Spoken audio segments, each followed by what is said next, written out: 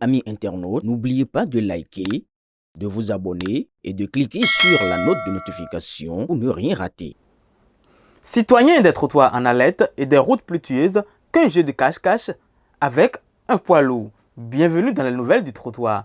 Au menu de cette semaine, nous avons un camion qui décide de faire du 4x4 dans la brousse de Glazoué. Un président malgache qui veut passer un test de mensonge à ses ministres, des pharmacies clandestines où se trouve tout sauf de vrais médicaments, un oncle paternel qui transforme une hache en jouet tragique et un apprenti matelassier qui aurait dû se contenter de coudre des coussins. Sortez vos ceintures de sécurité ou vos ordonnances. C'est parti pour le grand show. On démarre à Glazoué avec le camion qui voulait voir les arbres de près. 4 heures du matin, un camion de ciment vide décide de quitter la route.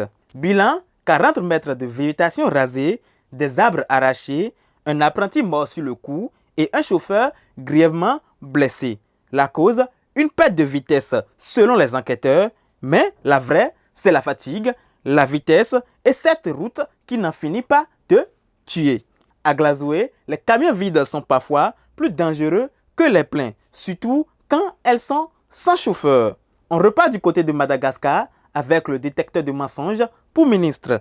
Le président malgache impose un test au détecteur de mensonges à ses futurs ministres. Seuil de probité requis 60%. En dessous, c'est la porte. Question qui fâche, qui va tester le testeur? Les candidats recalés pourront toujours postuler comme menteurs professionnels.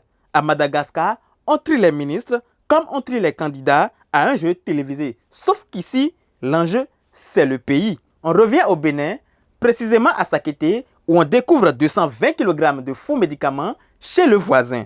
Un habitant du quartier Araromi avait transformé sa maison en officine clandestine. 3 pièces remplies de faux médicaments vendus en gros et en détail. Le commissaire a Gossou un courage insensé. La police, elle a eu le courage de le cueillir. À Sakété, quand on emballe à la tête, on peut consulter le voisin. Mais attention, son traitement peut être mortel. C'est SAF, 10 ans ferme pour avoir vendu l'immeuble de sa sœur. Un homme vend l'immeuble familial qui revenait à sa sœur. Sa défense, c'est la coutume. Les hommes gèrent le foncier. La cour, elle a une autre lecture. Stéliona, 10 ans ferme, 500 000 francs CFA d'amende. La coutume n'a pas pesé lourd face au code foncier. Moralité, quand on vend le bien de sa sœur, il faut s'attendre à ce que la justice vende la mèche. Dogbo, 44,5 kg de faux médicaments en livraison surveillée. Un trafiquant surpris sur la route de Batoé avec 44,5 kg de produits contrefaits. La police l'attendait. Sa défense. Je ne faisais que livrer. Les enquêteurs, eux, veulent monter jusqu'aux investisseurs. À Dogbo, les livraisons se font en toute discrétion, sauf quand la police a l'adresse. Criette, l'apprenti matelassier qui ne cousait pas que des tissus.